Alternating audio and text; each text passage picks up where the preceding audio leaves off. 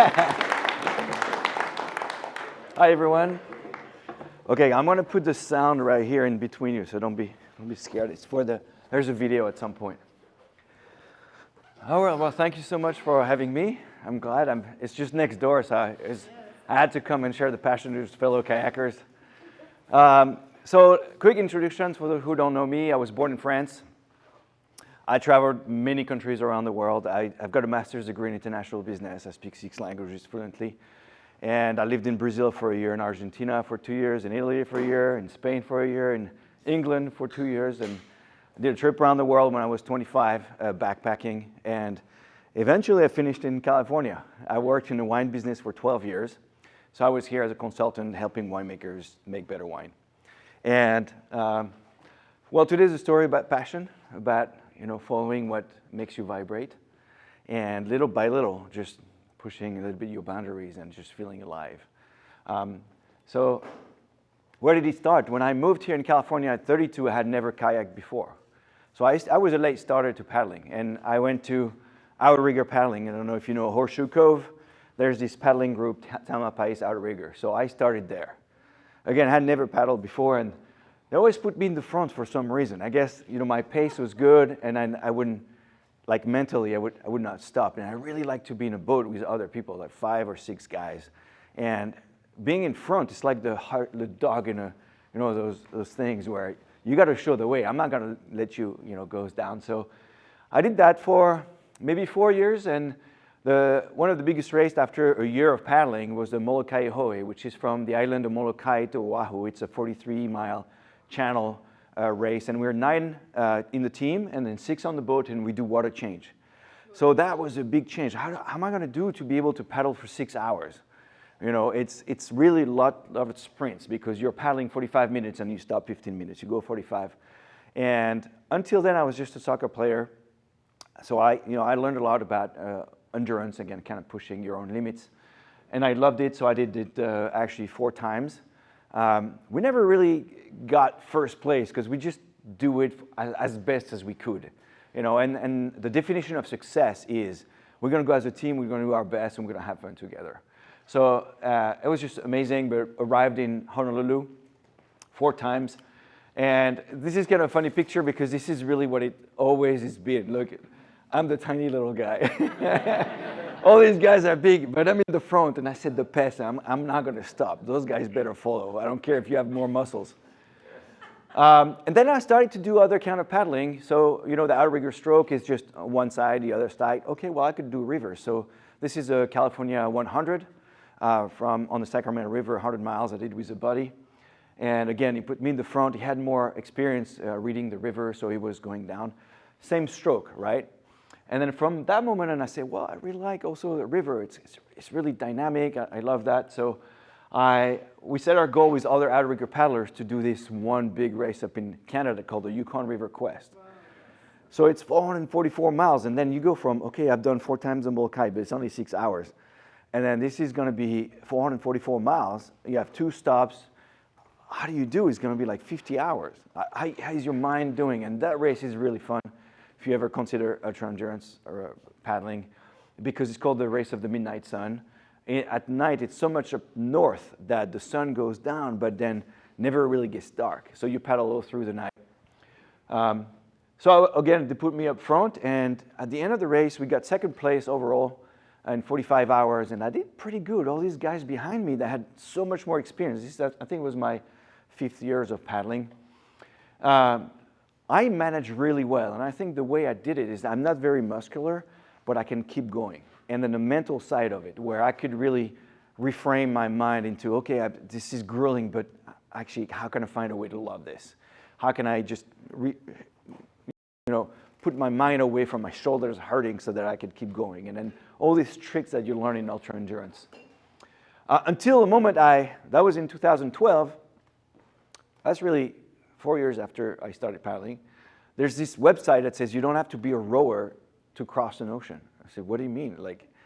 And there was this race called the Great Pacific Race leaving from Monterey on a rowing boat. And I had never rowed before. So in 2012, I said, okay, well, I want to be in that team. So I started learning how to scull. I went to Petaluma And there's this guy who taught me how to scull, and this little one. And then I bought this little dinghy because I needed to train in a heavy boat, and I built my own rowing shells. And I would live on a friend who had a houseboat in Sausalito, and I would go paddle at night, all different. Anyway, it ended up in 2016 having finally a crew to cross from Monterey to Hawaii. And it took us 39 days. So it was Team Uniting Nations. There was Thiago, my friend from Brazil, Carlo from the US, Fian from Iceland, and the French guy.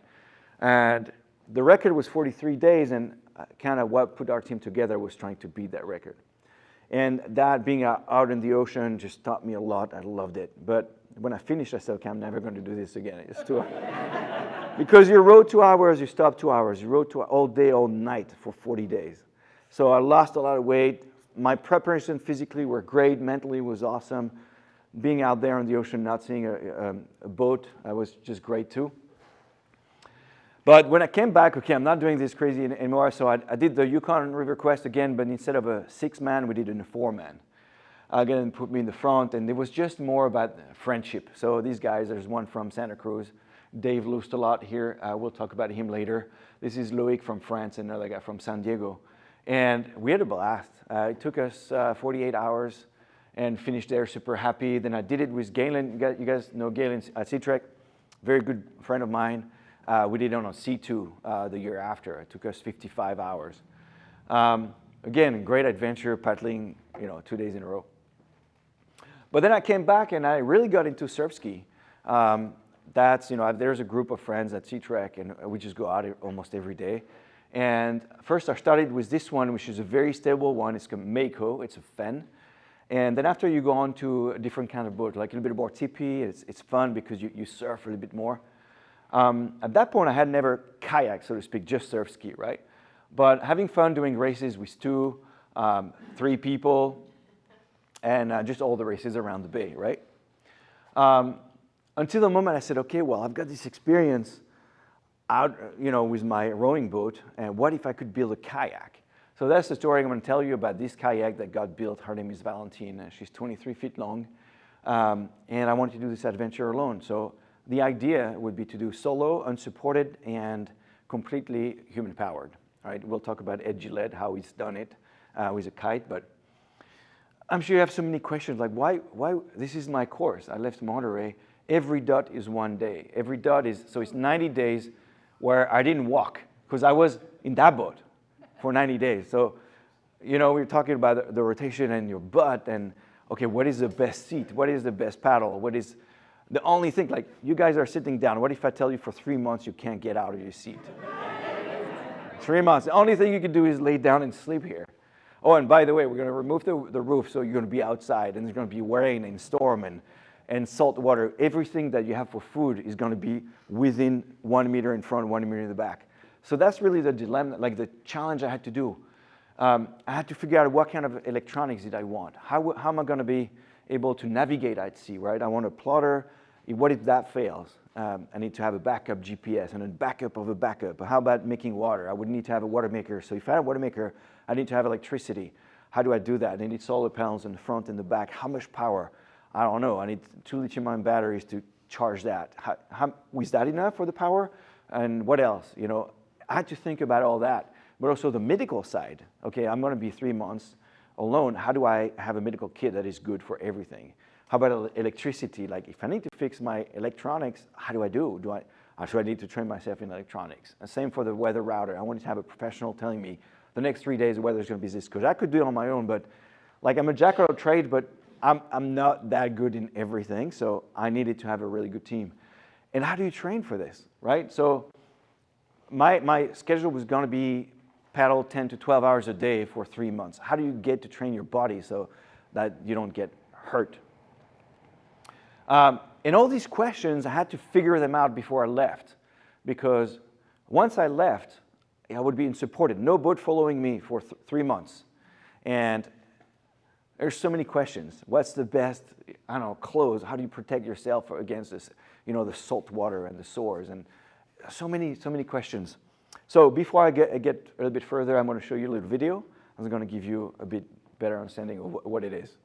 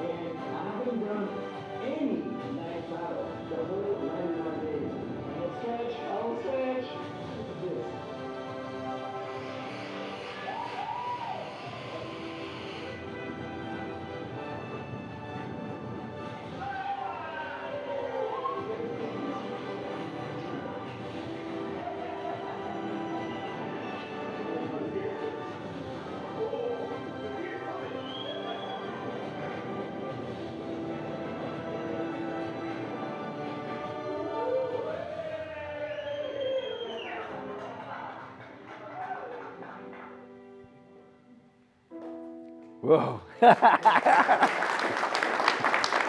Woo. All right, crazy adventure, crazy adventure.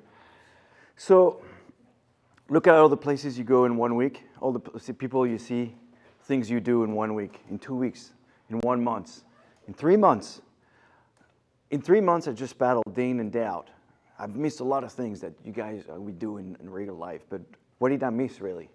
And what did I learn in return? So this presentation is going to be all the lessons that the ocean taught me and the process of this whole adventure of trying to dare bigger.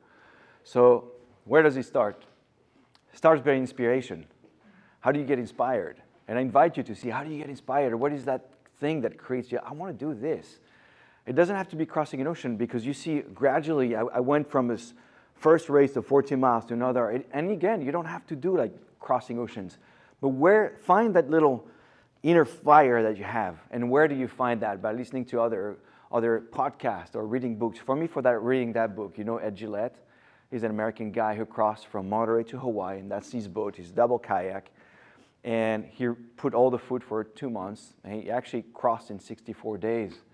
And I read his book, The Pacific Alone. I really invite you to go and read that book. I read it and I said, wow, this guy's amazing. And I wonder if I could build a boat knowing everything that I know from the ocean rowing world and the equipment that I have done, and navigation at sea, survival at sea, first aid, and all that. Could I actually do that? I mean, that guy's a maverick. And he's done it with a kite, helping him go further distance per day. So I said, well, maybe could I be the first guy to do human powered? And I thought so started to do the design.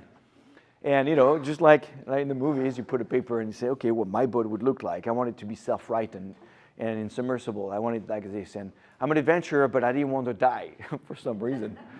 So what's interesting is that I started design in 2018. I was 42. And from the moment I started paddling, I was 32 to 42. It's only 10 years. When you think about it, it's crazy. I'm designing a boat from zero to crossing an ocean in 10 years. That's really mind-blowing. So then I kept going, and the first thing I do is I looked at who has done it before. right? And I wanted to look at all the vessels that were human-powered. There's, Franz Rommel's done it on folding kayaks, and they use sails, etc. So I read all the books. But what I did is I looked at the people that had done it, human-powered. And on the bottom is Alexander Doba. He's from Poland, and he crossed 3 times the Atlantic. And his boat was really big, and big paddles. This is a system that prevents the boat from capsizing, always coming back. So I looked at his boat, and I wanted to have a solution just like that, very safe, but a little bit lighter, because that was like 1,500 pounds. So the next thing I did is I called Peter Bray. Peter Bray is a British guy. He crossed the North Atlantic from Canada to Ireland.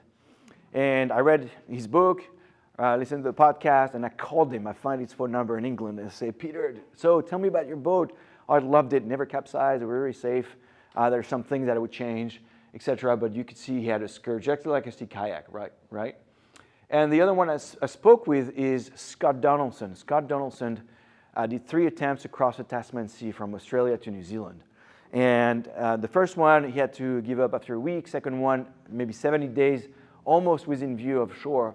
And the third one, he finally made it. So his strategy was to have a sea kayak that would enable him to be safe during the storm, but very light and fast. That was his strategy. And you can see his cabin is up in the front.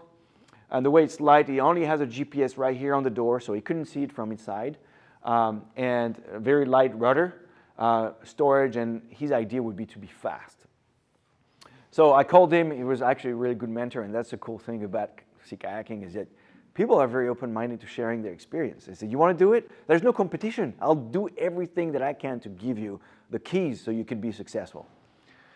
So I called Rob Filloy, who's a boat builder for Peter Bray in England, and I say, Rob, would you build me a boat? And he said, well, the crossing of Peter was in 2001, and we're in 2019. That's 20 years ago. I'm retired. I mean, I don't have a shop, and I guess somebody must have been convincing enough that he said, okay, I'll build my last boat for you.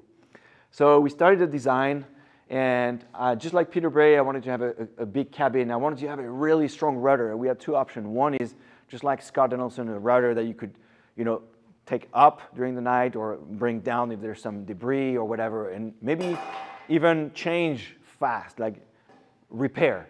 And for us, my option was really, I want an indestructible rudder. I want something that is really big, so we look at different solutions. But in the end, another thing that I wanted to have is a pedaling system. You could see that there's a well for the Hobie drive. When I read the book of Ed Gillette, he arrived with his legs completely atrophied. And I wanted to have an option for the pedaling. And the reason my reasoning was, I know that, okay, seconds counts and minutes counts, hours counts, right? So I said, okay, my paddling, I can't really eat at the same time. So let's say I stop an hour to eat in the morning, an hour for lunch, an hour for dinner. That's 3 hours where the boat is not moving. What if I have this little Hobie drive that is super efficient? I can still do like 1.5 or 2 miles an hour, so that's 2 knots times 3, that's 6 miles that I can do during the day. 6 miles times 70 days is 420 miles. That's a fifth of my crossing just because I'm pedaling during my meals. And then also I thought, okay, well, there's so many, the rotation and the elbow, so many ways of getting hurt paddling 10 hours a day. I could have just a joint, boom, that's it. I can't paddle, I'm done. I don't want to give up. So having the foot alternative was really good. Now, a lot of people were saying, well, you're not really paddling, shut up, go back to your sofa. I mean, there's always these people that are like, well, he's not really paddling, but anyway, what are you doing? Ed Gillette already did it. I don't care if he's done it. Like for me, it's the first time I'm doing it. And I want to do it that way because I don't want to die. And I want to be rescued in the middle of the ocean and lose my investment. That boat cost 60,000 British pounds. That's $80,000. It's completely custom made. So I had this pedaling system, and I was quite a technical innovation because you have a big hole in the middle of your hull, right? So the well has to go higher than the water line, but what if, the boat is moving? Is the water going to be tripped around? I need a way to bail it and all that. So the first question was like, how do I get ready physically for this? So I went to Tim, this guy, he's got a bike shop in Mill Valley.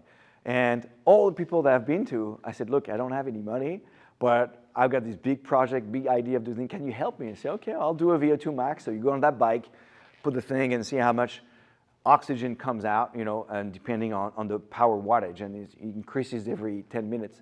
you have more riders. You have to go until your muscle build too much lactic acid that you can't actually pedal anymore. And he takes a drop of blood from my earlobe every minute, and then he puts it in the machine, and then he has a graph of the lactic acid buildup. But in the end, he shows me the graph. He says, Cyril, you're not really fit. Okay. You know, I had done the Yukon River Quest like 4 times. I thought I was fit. I said, no, for this thing, I don't think you're good now. You're not at the point you want to be. So he gives me a protocol, and essentially it's a little bit higher intensity training. So it's about 140 beats per minute. I don't know if you guys follow your heart rate at all, but higher intensity that I'm still under the anaerobic threshold where I can still provide sufficient oxygen to my muscles. But then when I'm paddling on my kayak, Valentine, it's really like 100 beats per minute. So I train my body at her rate, and then I go down to my body's efficiency, right? But I couldn't only just paddle. He said, okay, you go cycle. You just have to do long hours. I go do yoga for an hour. You're running and then biking and swimming, whatever you want. But you have to do maybe an hour a day, an hour in the morning for a month, and then 2 hours, and then 3 hours until you kind of bring it up. And the last month, I almost do nothing, just like recreational, so that I can recuperate at all. But that's the physical side. But the mental side was like, okay, all the adventures that I've done in the past were always with other people. And I was always in front. Yeah, I could be the happy dog, but when you're alone, it's a completely different game. There's nobody telling you, hey, maybe you should rest. Hey, you're hallucinating. Oh, you're seasickness. You're losing weight. You need to drink more. You have to be self-aware. So I just say, okay, how do I prepare to be alone for 90 days? At that time, I thought it was going to be 70 days. So then I try everything. And it's a beginner's mind. And you guys that are starting a new sport, I just want to try everything. So first thing I did, I don't know if you guys know him, this is Carter Johnson. He's a pretty famous paddler in the Bay. Now he lives in Hawaii and Oregon, but he's got 2 Guinness records for the longest distance in kayaking, in surf ski, on moving water and on flat water. So I went to see him. He used to live on a houseboat in Sausalito, and I said, Carter, if you had to do this, what would you do, right? I just ask around, and anybody that I would hear would be good kayaker, I would want to see. There's 2 ladies that are Olympics in San Diego. I say, okay, what would be the best stroke? How do I relax my stroke? What if I hurt? How do I change the angle and all that stuff? And what do I need? What kind of paddle I need? I usually have a feather because I'm surf ski and I think it's more efficient. But then they would say, okay, well, how about having a flat one so you could change it? How about having a different grip, different width, so then you change maybe one oval, maybe one round. So I started to look at paddles. But for the mental side, also, do you guys know Wim Hof? So he's a Netherlands guy it's a Dutch guy, and he promotes cold water, cold plunge. So I was in, that Schoonmaker Beach in Sausalito, and through the winter I'd go there and do cold plunge. And the whole idea is you're going in freezing cold. I said, what am I doing? And then you look at how you want to get out, and then how do you calm your brain, and when you want to escape, and then you just breathe. I did that. I did Zazen meditation. I tried just many things. And I had even this guy, Pierre. Pierre is a French guy. He saw that what I was trying to do on LinkedIn, and he reached out and he said, I'm a mental coach for firemen, and there's many things I think I can give you, like tricks and methods and strategies of controlling your mind or that. So I did a lot of work with him. But one kind of funny is, this is Agyat. I was 1 week in India doing a yoga retreat, and Agyat is a guru from the Osha family, and he came and said, Cyril, okay, well, so you want to do this? Yeah. How do you feel mentally? I feel strong. Okay, well, have you ever tried hypnosis? Hypnosis? Oh yeah, hypnosis is really the subconscious where, on your deep unconscious level, you have certainties. And he said, do you know what certainties? Yeah, I don't want to be afraid. I don't want to feel alone. Okay, here, we're going to do one session tomorrow. Come up with 20 sentences of how you want to feel at your subconscious level. So these are the sentences that I wrote. You are doing it. You are not alone. Your instincts are powerful. Your mind is strong. You are flexible. You adapt to any situation. You adapt. And these I came up in one night. But when I look at them, I thought I was quite mature. You're patient. You never quit. And the last one, you made it to Hawaii. So he puts me on that bed, and he puts like really light music. And if you've done hypnosis in the past, pretty much puts me in like a deep relaxation state. And he reads me through all these affirmatives. And then he records it, and he said, okay, Cyril, you're done. You're going to have to listen to that as much as you can for the next 2-3 months until you go. So I did that. So the point of that is I'm willing to try anything. Like, I don't know. I mean, who's done it before? Peter Bray, I spoke to him. Scott Johnson. But what I knew is like, I can listen to all the podcasts, read all the books, until I try what's working for me. I'm a different paddler than them. So I need to find it, get used to the confinement of that cabin. Because it's going to be moving. So I went to Home Depot, built a bunch of plywood, and I built the reproduction one-on-one, exactly the size, the same shape of my cabin. And I stayed there the whole afternoon. It was close enough that I could work on the Wi-Fi. I would sleep on it. And my fiance was like, Cyril, what are you doing? You're 42, you're sleeping in that bug? Like, babe, it's passion. But actually, the important thing about this is you have to go incrementally towards what you fear. Right? My fear would be, okay, how am I going to do in a storm? In that little, I don't want it to be feeling like a coffin where I can't escape. I want it to feel like safe. It's a cocoon. So how do you go? And it's gradually towards your fear, right? So what I did is once I had the boat, it was on a trailer in my street. I slipped on it.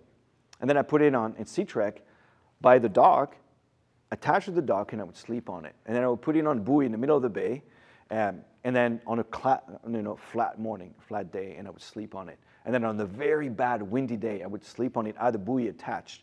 So gradually I would train myself to feel like this is okay, until then I would take off, and I would sleep at night and drift, and then a container ship and all this, and in the middle of the night. But I knew I needed a team. You guys probably know Sean Morley. So he was really good guy to bounce ideas with. He went around the British Islands unsupported, including the non-habited islands, and he lives here in the Bay, so I could ask him. But I wanted a team of everybody. Malcolm is a quite known electrician in the maritime world in South Toledo. So what he did is he reviewed all my electronics, and then he helped me build it, have the right tools, what I needed. I wanted to have the AIS. I don't know if you guys are familiar with it. It's called Automatic Identification System. So it sends my data to other container ships. That's what boats use when they're out on the ocean. And I wanted to be a receiver. So what container ship am I going at what speed? And I wanted to have an antenna also that broadcast that reflects the radar from the other boats. And I would ring, so then when a container ship would come too close, that I would know. I needed to have a team. I needed Michel, the Frenchman, who also joined the project to say, okay, I'm a weather router professional. I help people cross oceans on their sailboat, and I'm going to help you. So he was going to give me 3 days of forecast every day and a waypoint. So the waypoint is the GPS location that you put maybe 100 miles away, and that is your destination for the day, pretty much. And he would calculate the drift. Okay, the current's going to take me this way. I want him to be there. So he would tell me a waypoint a little bit higher, so they would do that. But also he would give me the information of the weather. That was really just important for my mind. You know, if I knew it was going to be 20 miles per hour, I knew it was going to last for 3 days, and I would have a few days of rest. Or vice versa, I could say, okay, you're at 15 miles per hour wind. It's going to create those waves in that pattern. The frequency of the wave is going to be such, but the current and the swell are going to be different, so you're going to feel like a gnarly sea. Like, knowing this would really help me navigate the ocean. This is a moment, March 2020, just before COVID. They sent me a picture. They tried to capsize the boat, and they can't. There are 3 guys just trying to pull on it, and it's really well designed. Everything is heavy is under the water line. And it's designed so that the cabin is big enough so there's a lot of oxygen. And when you try to put it on the water, if the hatch is closed, that is, it will not capsize. In fact, to this day, I still don't know how to roll. So don't desperate. So my plan was March, the boat is ready, okay. They have to put it end of March. I was the 27th. My container was booked from England. They had to put it on container. The 24th, Rob calls me and says, Cyril, we've got a problem. There's this thing called COVID. Well, actually, it was coronavirus at the time. And we can't access the boat, so we can't put it on a container. It's going to be postponed. What happened is, put what's in the stern. I've got a waterproof hatch. This is like a hatch, normal hatch. It's we adapted from the Sea Kayak. It's waterproof. And I've got 2 lithium-ion batteries under my seat. And that's pretty much it. I had to work a lot with these, where the ventilation in the cabin, because I did some trials. And after 2 hours, if I close the hatch, I run out of oxygen. And one day I was sleeping, I woke up, I was hyperventilating, it was like, what's going on? My heart rate. And it was that I didn't have enough oxygen. So yeah, I could open the hatch and close it, get a little bit of oxygen for another hour. But in the middle of the ocean, in a storm, I didn't want that. So I had to put some waterproof. They're not waterproof, but they're wave-proof, right? So the water will go through it in a certain way. The air will go through it, but the water will never go through it. Until, well, if I capsize, I stay upside down, the water could, but there's a way to close them from the inside.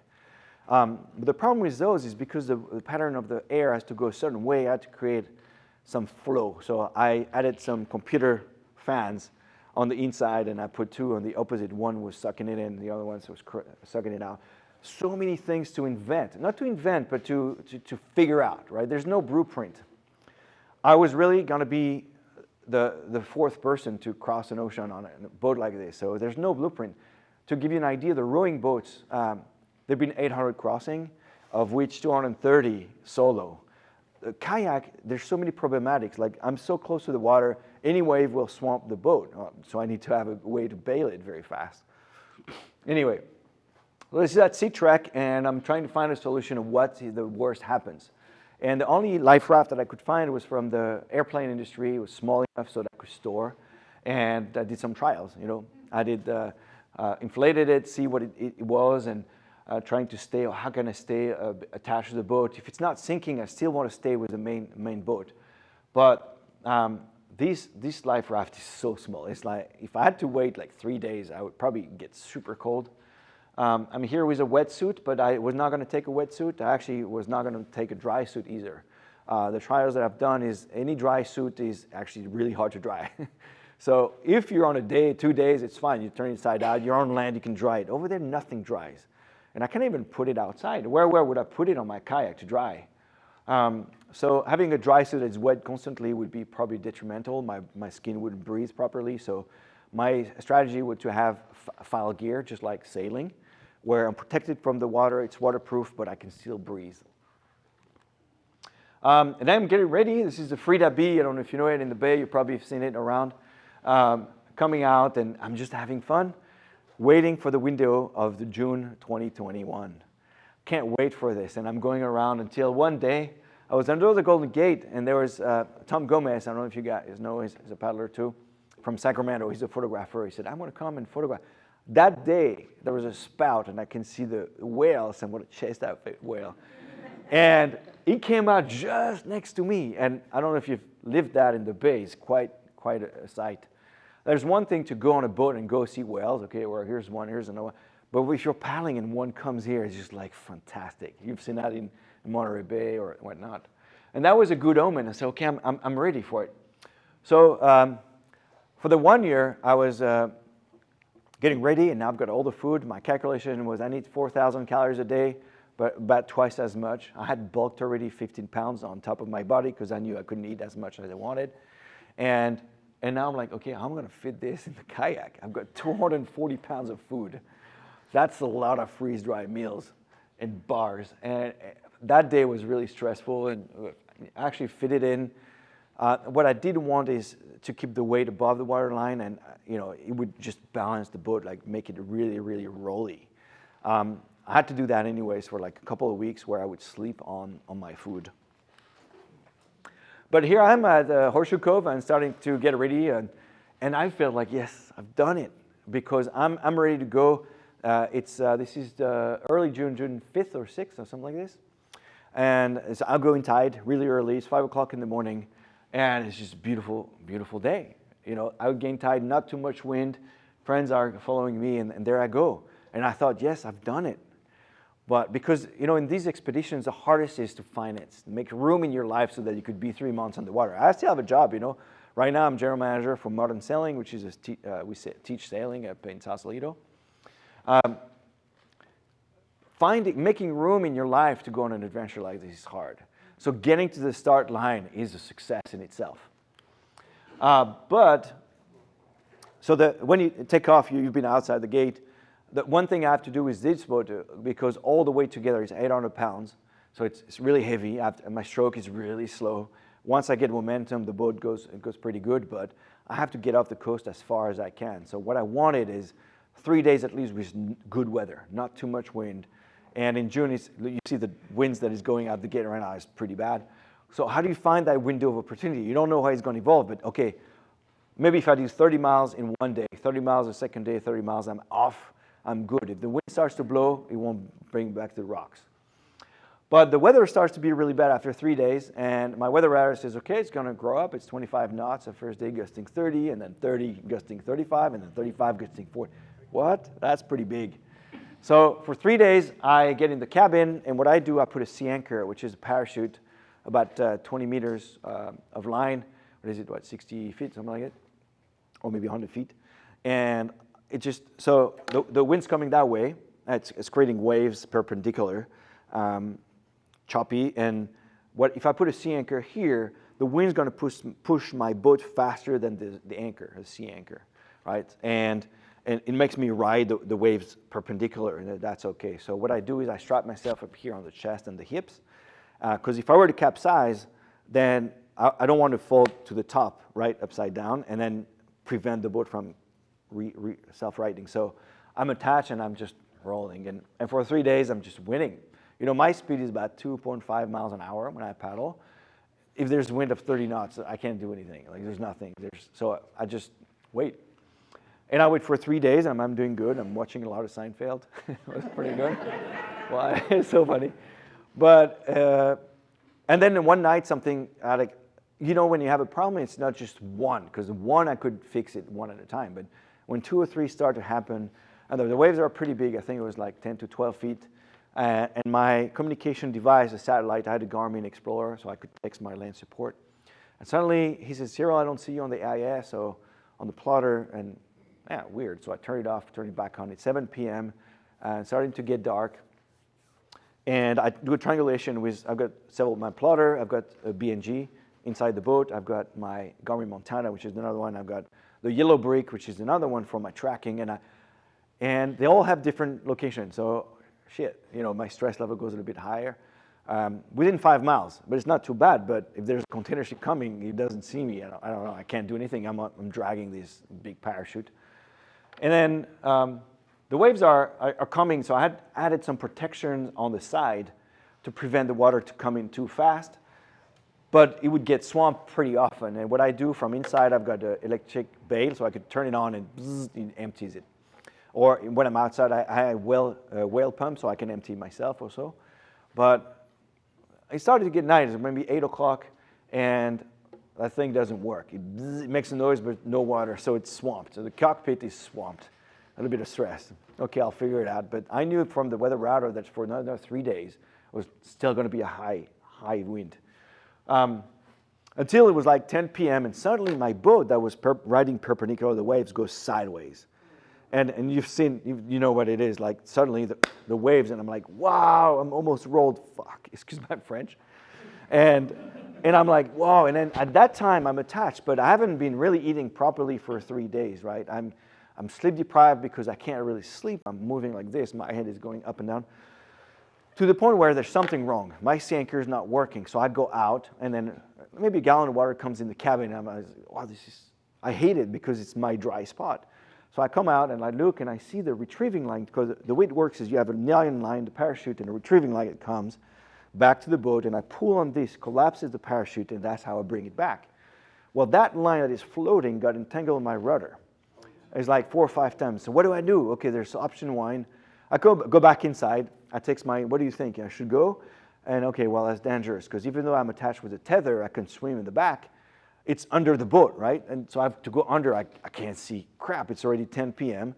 And I have to entangle. I don't know if it's how it's caught or not. And if I get hit by the boat, which is rocking like a bronco, I'm passed out, I'm dead. So option 1, not a good idea. Second is just wait it out. Okay, I need to wait for 3 days, but it had been maybe an hour that I was like already sideways to the waves. Bam, and it's so stressful because you hear them before they arrive.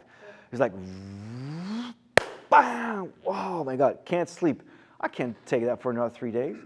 So then the third solution was I called the Coast Guards, and that's what I decided to do. That was just for safety, and my priority was always safety. I got 2 kids, I got a job, I got a life that I love, so I was going to be an adventurer, but safety first. Now, when you come back on, like, those guys are amazing. I don't know if you have ever called them, but they came with a helicopter and left my boat in the water, picked me up. 2 hours later, I was SFO. And super thankful, but then my boat I've been working 4 years on that. It's over there. And then suddenly all the naysayers are saying, oh, of course, Frenchie, what do you think you're going to do this? And, it's crazy, all the noise that you can hear online. So you have really to turn it off and just talk to the people that you trust. And those two people, this is Dave in Santa Cruz and Scott Donaldson in New Zealand. We got in a call and said, okay, so what happened? Well, my boat's floating. I don't know. I thought I was good. So, Cyril, you think you were prepared? I said, yeah, I was prepared. All the logistics were great. Physically, I did the first 30 miles, 32 miles the first day, 32 the second day. And then I managed sleep deprivation because I have to wake up every hour during the night. And I'm seasick always for 3-4 days. And I managed that good. I forced myself to drink, to eat. I said, yeah, but you got rescued, so were you prepared? I said, yeah, I was prepared. When the Coast Guard came, I had everything. I had my survival suit, I had the probe light, the flares, I had the communication with them, the right protocol.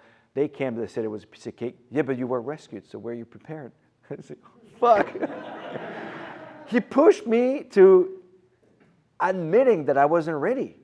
But I thought I was. I thought it was just bad luck. Like, yeah, my sea anchor got entangled, but what's my... Okay, so I had to completely review what would I change so that I could be successful. And the first question is, do I go again in 15 days? Do I go again in a month? Could I go... No, months will be too late. Okay, do I do it in a year? And what would I do? I quit my job so I could go 3 months on the water. So first thing you have to do is, this is my first day. This is the front lines, first day, second day, third day. And the storm arrived. And the boat was drifting off of Monterey Bay. And then I get a tow boat and we go get it. And here's Valentine. She was just bubbling around. What?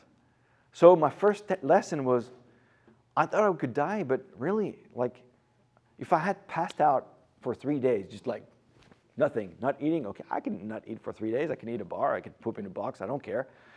If that's what it takes, I could have done it. And now I need to trust my boat much better. It's insubmersible. It's unsinkable. It's self-right. It's like a rubber ducky of the ocean. I need to trust it. So then he started to think, okay, I need to train better. But I figured that here in the bay was actually not the best way for me to train because my boat is not very maneuverable. And if I wanted to train in bad weather, there's always an outgoing tide that's going to take me to Point Bonita in more time than I want. And then I turn around, I can't come back. Right? And it would take me to the rocks and whatnot, and I don't want to destroy my boat. So what I decided, okay, I need to go to Monterey, and actually Santa Cruz. Santa Cruz was the best because for 1 week I knew it was going to be 20 knots of wind, and it picks up around noon, more or less, because it's solar wind. So what I would do is take off at 6 o'clock in the morning, go up the coast towards Davenport, and as soon as my progress was 0, and then white caps all over, then I would do a train, I'd put my sea anchor, go in the water, come back up, and then turn around and start going a downwind and kind of see how I manage with the wave crashing on the boat. And the idea there would be I needed to manage my stress level to a point where it would be completely manageable. And my mental coach says, okay, Cyril, remember the first time you drove a car? First, you guys remember, for me it was a stick shift in France, right? First, second, you accelerate. Oh, you have to pass that guy. Look in the mirror. It's stressful. You pass a truck in the rain, oh, wow, I don't see anything and now it's nothing. You don't even think about driving, you just drive. And he said, Cyril, you got to get to that point where if you get swamped, there's a wave coming crashing, you're okay. So you need to do it 2, 3, 4 times. And then it's just a protocol. If I'm swamped, turn on the bail. If the bail doesn't work, I start bailing with my hand. And it's okay, So the training in that Monterey was really good, but also what I would do is I'd filter all my actions. I would say, okay, what action do I want to do? And is this that I want to do is going to improve my chance of success to cross the ocean, to get to Hawaii? So I wanted to have press, a good website, and TV or some, because sponsors, they want eyeballs. So this is not going to help me. I need to be with my butt in the water and my butt, going in and out and cleaning the boat, to being okay to go and dive and touch the rudder. So actually, for 1 year, I don't know if you know this guy called Diver Dave. He's a paddler at Outrigger. Yeah, he's in Sausalito and says, Cyril, if you want a job, you could be diver for me. So I said, okay, I want to be a diver. And so I would spend 1.5 hours cleaning boats and again, my fiance says, Cyril, what are you doing? You got a master's degree, speak 6 languages, you're a GM, and you're scraping algae? Babe, it's passion. Until I got ready again, and then same, I didn't want to start, because I wanted to make a documentary. I would filming with my GoPro, everything I do. And they said, well, you got to start from the Golden Gate, because it's iconic, blah, blah. And then, no, the second start, I would be like Lowkey. So I decided to leave from Monterey Bay, and actually Monterey. And I left, there was just a few friends. Bob Licht, I know you guys know, from Galen, the Sea Trek. He came with a few friends, and they're very low-key. I actually didn't want to tell anybody that I was going to leave, just because what I had noticed is there's this weird thing with social media where you say, hey, I'm going to do this, and you get people saying, oh, that's awesome, you crossed an ocean, you got this, you know. And then you get some kind of a reward, and it feels good. So your ego is boosted, and you feel like you've done, but you haven't done crap. Excuse my French. So at that point, I didn't want to receive any positive reinforcements from something I haven't done. I don't deserve any. So I was going to take off, and I will take the gratification once I get to Hawaii. So I'm much more humble, low-key, like no noise. So I took off in Monterey, and again, it was a year later in June. I had to wait for 3 weeks for the weather window to be correct, and it was June 21st. 2 days ago, 2 years ago. Is that cool? And container ships are coming by. Again, you know, sleep deprivation. I wake up every hour. So my trick is, there's so many container ships that on my plotter I could see, you know, that there's 10 nautical miles is one circle. So it's 10, 20, 30. I can see up to 30 nautical miles, and those are the container ships. This one's going that way, and I click on it, I see their speed, their size, where they're going, blah, blah, blah, the name. And I can reach them with a VHF. I can talk to them up to 4 or 5 miles, nautical miles. But what it is, it's a way of me being able to sleep. So at night, I would say, okay, there's no boats in 20 nautical miles. I know they go from 15 to 20 knots. So if there's nothing in that radius, I'm okay to sleep for 1 hour. So I would sleep for an hour, wake up, turn it on, okay, I'm good for another hour. And so sleep before I got to get used. The first 2 weeks are really, really rough. You change your food, your body's not acquainted to eating just free-dry meals. And then your body's like, what are you doing 10 hours of paddling a day? Like, what, crazy? But yeah, I keep going. And the one thing that is hard also is I would do about 25 nautical miles a day. So it's pretty much crossing the Monterey Bay every day. That's my distance, right, from Santa Cruz to Monterey. And at night, I would just stop paddling, and sun goes down. I would go in the cabin and, you know, clean my body because I would a lot of salt, make sure my hygiene was priority, and eat a lot, But in the meantime, at night, I would drift. And sometimes it was so, I stopped paddling, bang, my boat is going back towards the coast. And every day it was 20 miles, 5, 20 miles, 5. And I'm trying to go west, but the current is pushing me south. So it's like a J, right? Do you remember the first pictures of, till that moment was actually crucial. I call it the second departure. That's about 400 nautical miles offshore. And I'd been doing good. And I call it the second departure because I had issues. My steering lines are really, really sticky for some reason. I had problems with my batteries where they were not charging because it was really foggy, and I was using my water makers at the wrong time. And one night I woke up, it was completely dark, tried to turn on the lights, nothing. So that means the boats are not seeing me, stress. And I was like, okay, well, 400 nautical miles is the limit where the Coast Guards are going to come and pick you up. After that, they're going to ask a container ship. So one option is, okay, go left, and in 1 week I'll be in Los Angeles, or turn right, and in 2,000 nautical miles I'll be in Hawaii. And that was actually the hardest departure. The first one to leave of the shore and you say goodbye to the loved one. That's actually a relief because that's what I wanted. I wanted to be free, and that's my. The second one is really, it's like you have to trust yourself, and it's all in, like the poker thing. I'm putting it all in. I don't know if I'll be able to fix every problem, but I trust myself that I will. And that's the hardest departure, second departure. But then I felt like, okay, I've got this. I created a winner's mind until, well, I think it's week 4 or 5. My weather router calls me and say, okay, there's this little depression off the coast of Mexico. Her name is Estelle, and maybe in a week you're going to have a hurricane on your back. So, and he says it's going to be winds, 30, 35 knots, and I was quite hard mentally to know that I couldn't escape. And it was going to be as hard as the first time I was rescued by the Coast Guard. And I guess I was lucky. I was actually downgraded to a tropical storm, so the winds were up to 27 knots. And my sea anchor had created a new system that couldn't get stuck. I invented this thing where there was like the line that reaches my cabin, and then I put a tube, and then I put a float, and it would keep my line away from my rudder all the time. So I created new things, and it worked really well. So then I was on. Okay, let's go Hawaii this way. And you know, in Outrigger Community, there's something where it used to be koa canoes. They cut a tree to dig the canoes. And in the culture of the Polynesian culture, you really respect that boat, right? Just because you kill a life to make that boat. You're 6 paddlers, but there's one more life, which is the canoe. And there's something we say when we get in a canoe like this, you can't cuss, so you don't have negative emotions, or you don't fight with another paddler or whatnot. You really try to keep the good energies. And I had decided that I would do that in my boat. I didn't want to have any negativity, and it's a decision. I'm not going to be, you know, pessimistic. I'm not going to, I just, every time I had my thoughts, I would be really self-aware. I'm not going to do this, right? And I would celebrate every victory. First time I get to 1,000 nautical miles, yes, victory. One time I've passed 39 days at sea. It's the first time I'm alone more than my first crossing, et cetera, et cetera.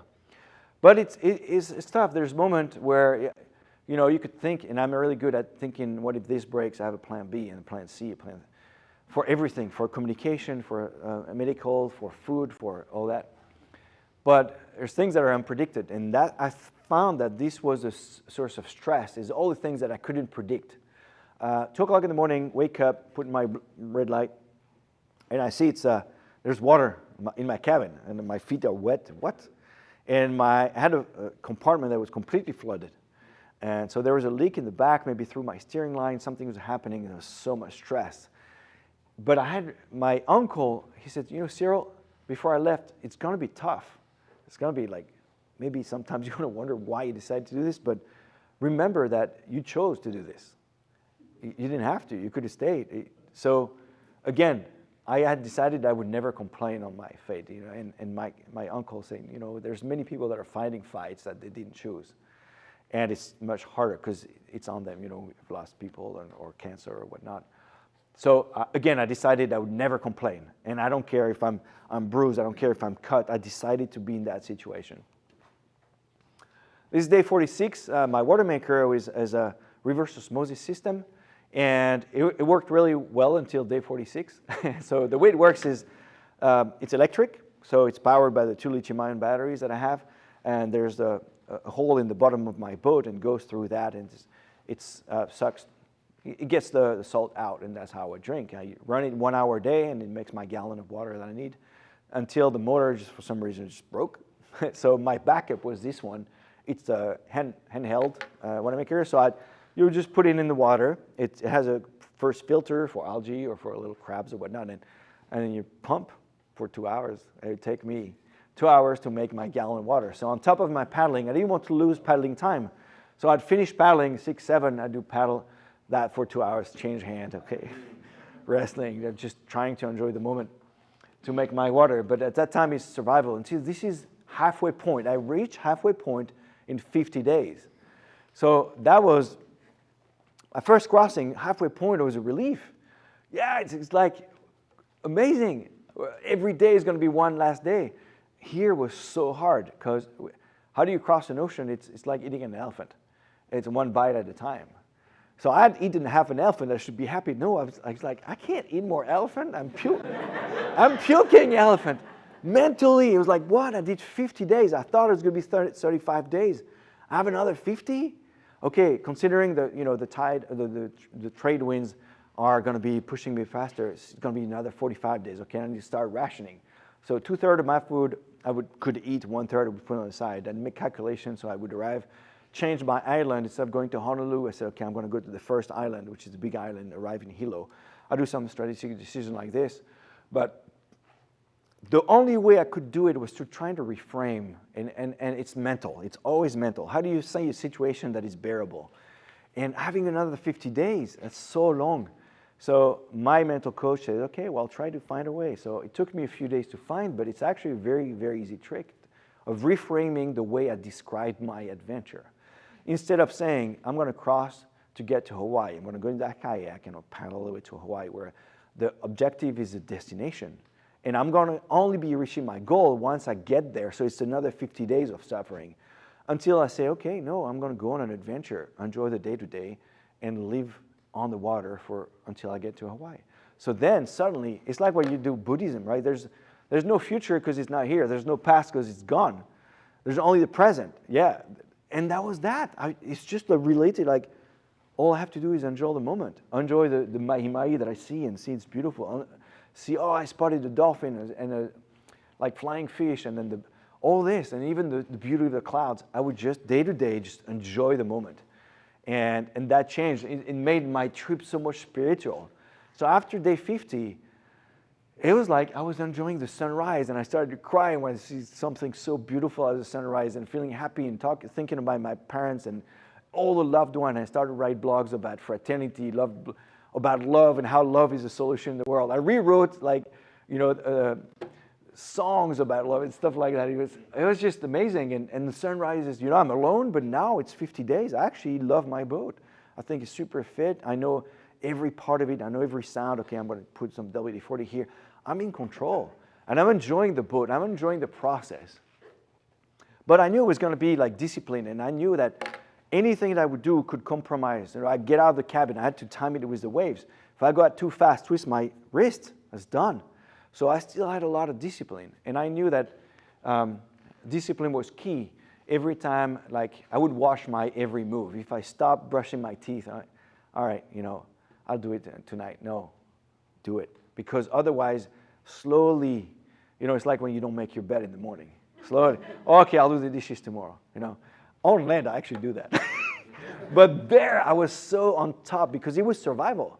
So I would watch. I would like wake up with the sunrise, eat, clean myself, go out, paddle an hour, eat, do 4 hours, take a nap for an hour. I would have this routine that would really make it successful. But I was really not giving myself the knowledge that I would be arriving. And this is about 3 days before reaching Hawaii. Even then, I wouldn't give myself the satisfaction that I had made it, because I knew that I could still be, missing the island or having been rescued. So until I see land, and land is like, yes. And in the video at one point I say, I knew it. And this is like part of what, it's really a realization that I had the vision. And usually when we have a project, we think of it as linear. First step is that, finding the money. Second step is this, getting trained. Third step is like linear, but it's not. It's really, I've got this vision. It's like a puzzle. And you have one piece, and then the second piece, and then the third piece, and okay, maybe I have to wait a year to finish the puzzle. And then I keep going, and the other guys are looking at my puzzle, they don't know, they don't see. I see it. I've got a vision. It's like, and I have to trust that vision. People are going to say, why would you do this? Like, it's ridiculous. You lose so much money. How about you're spending times with your family and traveling more? No, I want to do this. I want to sleep. Nobody can see the vision but yourself. And when you say, I knew it, it was like, yes. And then when I saw land, that was when I released the fact that, yes, I was going to do it. And then a lot of people always ask me, why do you want to do it? I don't really have a great answer other than I just want to do it. I feel like this is my call. I want to live life. And the ocean gave me the answer, gave me that answer that maybe I was searching for something. I was searching for that spirituality. I was searching for that feeling alive and pushing my limits and see what it is in a storm. Feeling proud of myself for having taken that big project, created everything. So I've learned a lot, but when I arrived, that's when everything unfolds. The emotion is so intense. Like I haven't slept in a dry bed. So suddenly just even a bed, dry shits in a pillow that is not moving. He's like, wow. Like turn on the shower, like, oh my God, this is so good. And eating something warm, because I ate, so just an ice cream or beer or, whatever, like poke, cheese, please, cheese, I'm French. But simple pleasures, go back to like being so, like hugging people, And then, you know, I knew that without the team, I couldn't have done it. So thankful for the people that followed my dream and made it happen. And in the end, people say, okay, are you different now? And I think I'm really just the same guy. It's just that the values that I had when I left are just enhanced in a different way. And I think, you know, my friend Steve in Canada, we had a discussion. He said, Cyril, I think I get it. So your 90 days were super long. Like, it felt like forever. It was it's hard to find 3 months in your life.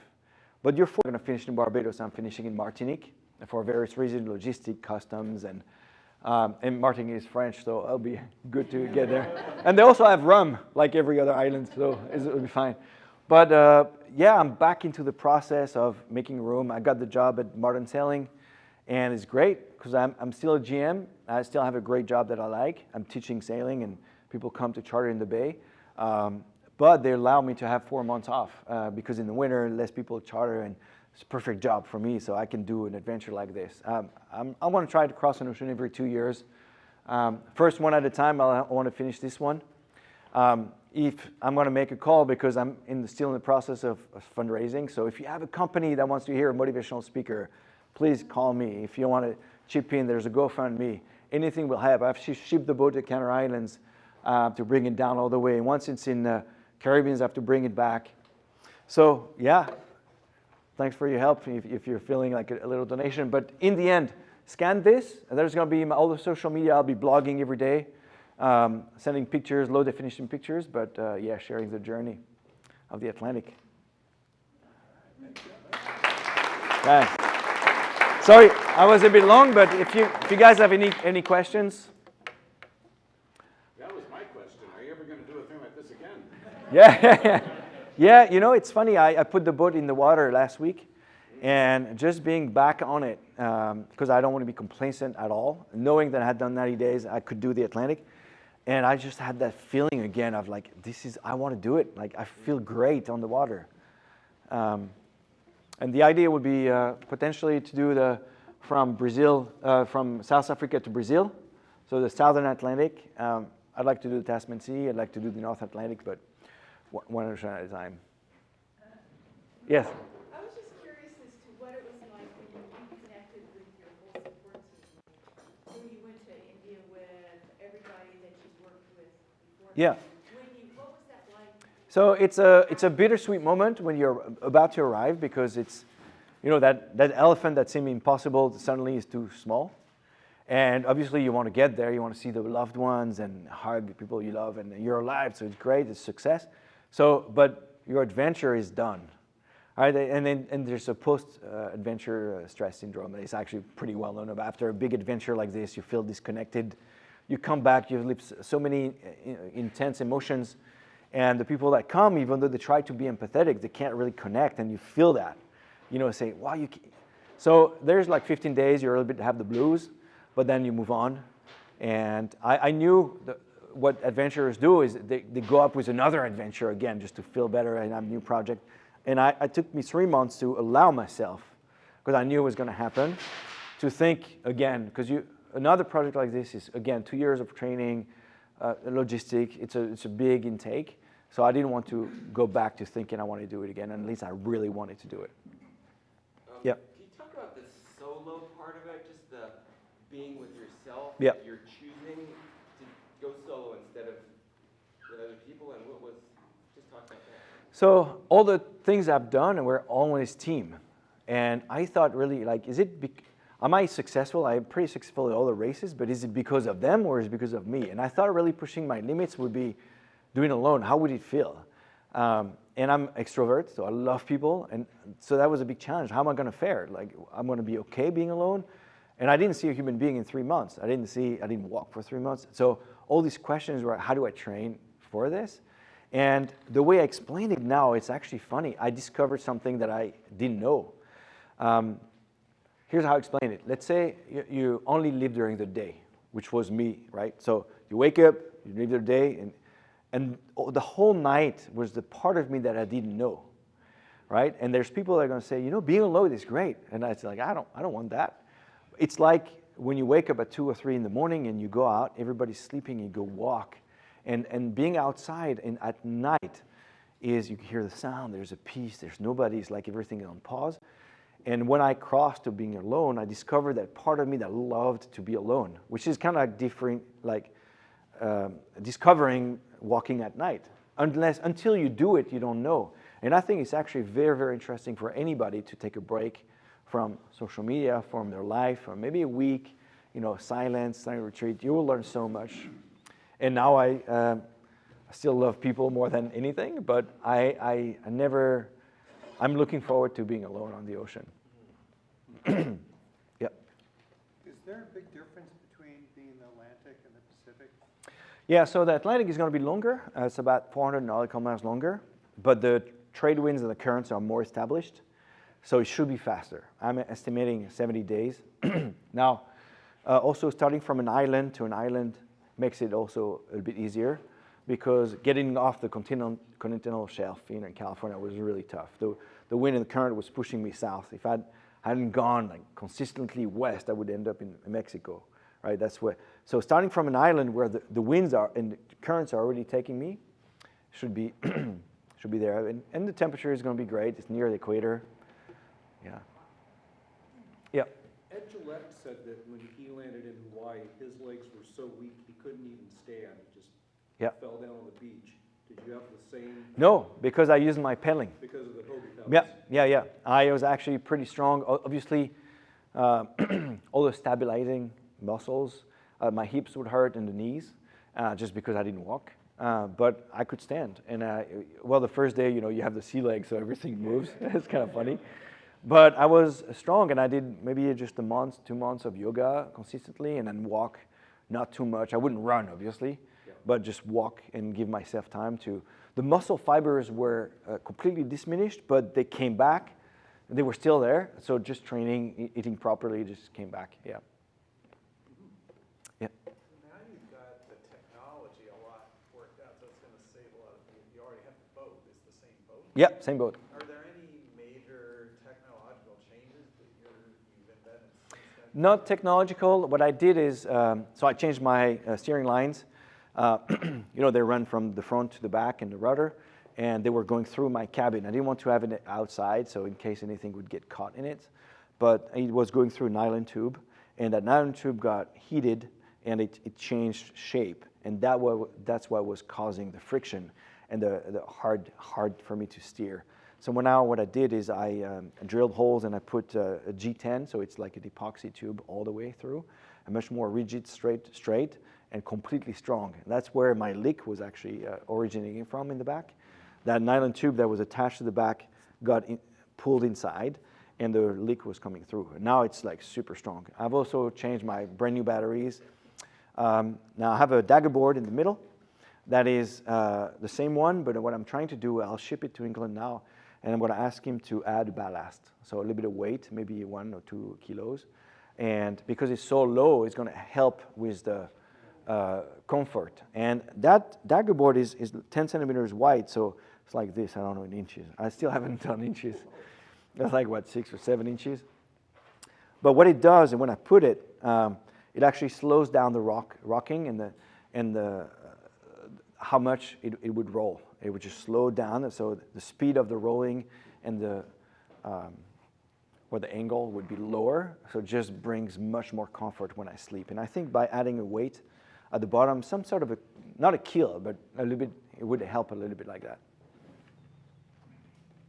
I think you had also redone your drain. Right? Oh yeah, the drain. Yeah, that one was a MacGyver thing. So let me tell you quick, I don't know if you have time. Quick story. So at the end of where my feet are, there's this wall where there's this round hatch. And when I saw there was water coming out of the hatch, it's not waterproof, and I opened it and I could see the water was about 1/3 of the level, and it would keep rising. So I closed it, I patched it with sealant, it was 5200, like some sealant, and I said, okay, well I need to empty that. Right now I don't need it, maybe there's parts that I might need to access. So I need to create a drain, and the idea would be, okay, if the water is here, the hatch is here, if I drill a hole here, empty the water, little by little, I've got a little textile bucket and get it out. Then I bring down the level, I can open the hatch and I have a pump and I can empty that and I can dry all my, that was the idea. But then okay, if I drill a hole, there's going to be water coming out, so I need to find a way to plug it. So I had these cloth pins, wooden pins. So clothespins. So I started to shape one in a cone because I didn't know if my drill was going to be consistent through and through, so it needed to be a cone shape so I could plug it. But then I thought, okay, what if the water goes through, soaks the wood, and starts dripping again? That's not good. So I put some sealant on it, let it dry, and I was ready to do it and said, well, what if during the night I kick it? And then you're still like, what? I can't find a solution. It took me a few days to find the right solution, and I had the MacGyver idea. I had some apple sauce. The kids eat, you screw it. I said, this is perfect. So I cut the tip of it, and I glued it against the wall, and I made sure it was like super watertight. And what I did is I removed the top, drilled through it. I have a hand drill, came out, the water came through, and I could close it anytime. Yes, invention. So that worked really well. I actually kept the piece. It's in my drawer. It's like very valuable right now. Memorabilia. Yeah, yes, a good idea. And then now I just put something really professional. It shouldn't leak, but I've got a hole. I might as well just put something that drains really well.